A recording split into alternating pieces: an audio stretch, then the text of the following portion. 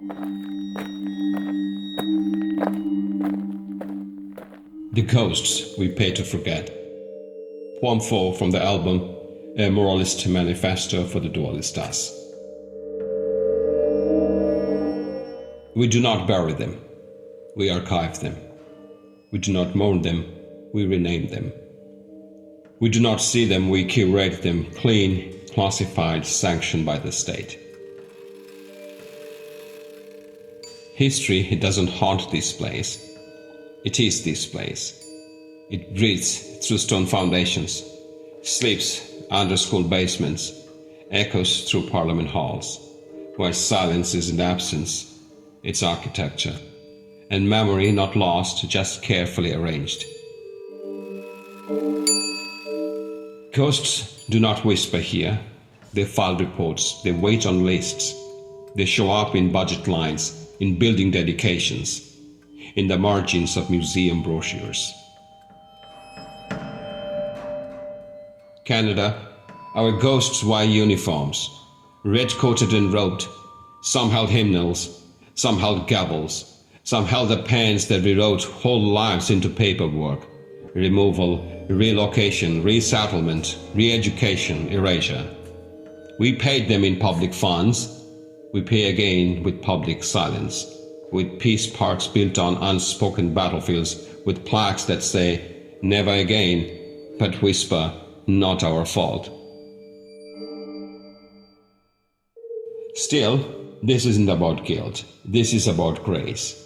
This is not to shame, it is to share, to hold together what we tried to hide. Ask Marjorie Arneson, 10 years old in 1937, arriving at Prince of Wales Fairbridge Farm School near Duncan, with her brother, just 8, too afraid to cry because her mother, the only one who knew how to soothe her tears, was 6,000 miles away. Ask the First Nations, Métis, and Inuit children, whose names were trained for ledgers for 160 years, whose culture was marked to be determined, whose languages were filed under forbidden till 1997. Ask Nimrod, whose great-great-grandfather, Gurdeep Singh, stood aboard Kamagata as Vancouver cheered his departure, a cheer that never knew what it cheered away. Ask Mary Haskett, interned at age 6 at Spirit Lake, whose sister Karolka died at 2.5, buried in a land no longer found in atlases, whose own children didn't believe that their mother has been imprisoned in Canada. Ask the plaque at Stanley Park, what Lord Stanley, crossing a country laid in bones, named a park after himself. But before the speeches, before the plaque, before the myth, there was Chaitus, the High Bank, a name remembered by Katsalano, a name that stood tall until it was softened, angled, translated into forgetting. Ask Delphina, a mother of 4, who crossed 12,000 kilometers from Kenya's Rift Valley to the plains of Mississauga, but not 12 more steps through a shelter door. She waited 7 hours in the cold, slept in the lobby, collapsed in the shower, and died the day before we celebrated Family Day. They said it was natural causes, but what is so natural about a system that opens its arms for some and closes its doors just before a mother collapses?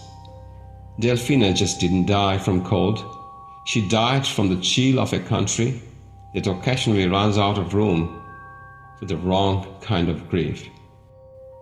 Echoing Judith Butler, I ask, was her life world ever readable, recognizable, grievable, or did we forget how to count the cost of not remembering? We do not remember the ghosts, we manage them, with grants, with plaques, with official apologies designed to expire with the next news cycle. And still they come, not to haunt, but to help us hold what we refuse to carry. They come in dreams, in records on art, in names reclaimed, in eyes that ask without asking. Why didn't you speak then? So ask us, when the ghost knocks, do we offer a shelter or a settlement? Do we light a candle or write a curriculum? Do we cry or calculate?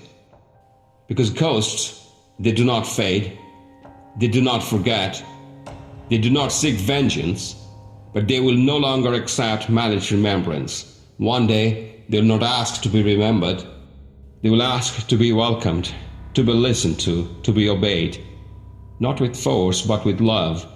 Because this country, it belongs to the living and to the children of the past, to all of us, still becoming something more honest than forgetting.